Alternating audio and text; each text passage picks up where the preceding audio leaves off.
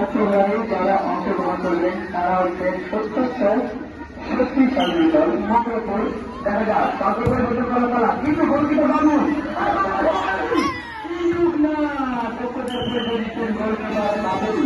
তার দক্ষতার পরিষদে বারবার দিয়েছেন। হ্যাঁ, হাত চালাই চালা যারা অত্যন্ত শক্তিশালী কলেজে অংশগ্রহণ করবেন তারা 17 শক্তিশালী ভিতর নগরপুর চল্লিশের কুড়িগ্রাম বরাদ নগরপুর সুন্দরের কুড়িগ্রাম। তাহলে হামি আক্রমণের হামি আমের পায়ে মাঠের বাইরে নগরপুর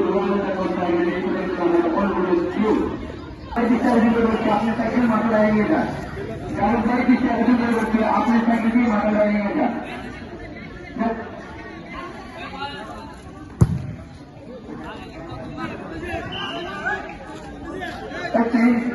পর্যন্ত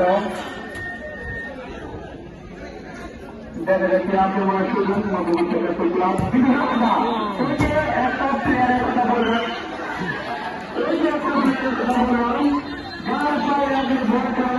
মাঠে লাগে এমনকি দর্শকের মিলে হয়। দেখা যাচ্ছে ভাই বল যাচ্ছে মোহাম্মদ হামিদ দুটো প্লেয়ারের কথা তারা সবাই জেলা আমাদের মধ্যে উল্লেখ করেছেন। হাজার হাজার দর্শক কিন্তু না বলতে বড় বাবুলের মাথা রেখে নিয়ে মাঠের বাইরে পরে আসবে এলাকায় আপনার সিদ্ধান্ত চূড়ান্ত করে বলতে হবে কোন দর্শক কি এখন মাঠের মধ্যে বৃষ্টি করে বৃষ্টি করবেন না নাহলে মাঠে দেখবো আইন মাত্র উঠে নেওয়া হবে। বাকি গোলটি করতে পারবে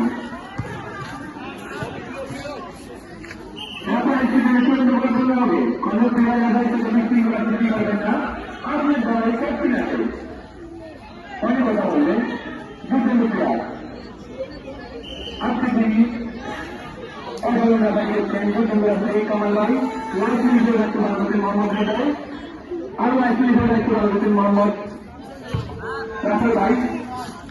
আজকে তাদের অসাধারণ এক দুই ব্যবধানে অসাধারণ খেলা। হ্যাঁ ভাই খবর আপনি কি জানেননি আজকে বললাম ওই শুক্রবার বিকেল চৌধুরীতে ঐতিহ্যবাহী মকরপুর ইউনিয়ন পরিষদ কর্তৃক আয়োজিত মকরপুর সিনিয়র লিগের দশম খেলা অনুষ্ঠিত হবে। অক্টোবরে যারা অংশগ্রহণ করলেন তারা হচ্ছেন অত্যন্ত শক্তিশালী দল অত্যন্ত অত্যন্ত শক্তিশালী দল মকরপুর কাদের স্টুডেন্টরা আপনারা না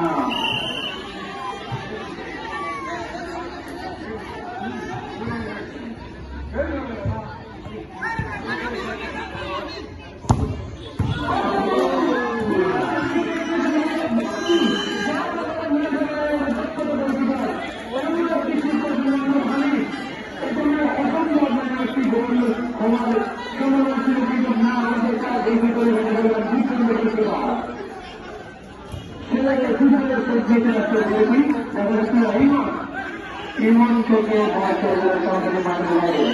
আমি মনে হয় আজকের খেলার সকল সকল প্লেয়ার থেকে আজকে আমার গরিবী খেলা অনেক সুন্দর আমি অনেক ভালো লেগেছে। আশা করি অনেক সুন্দর সুন্দর চোখ দিয়েছে জমে আসছে অনেক সুন্দর অত্যন্ত গরিবীরা মোহাম্মদ বাবুল তার বক্তব্য করেছে সিং মাহমুদ অসাধারণ অসাধারণ আমার ছিল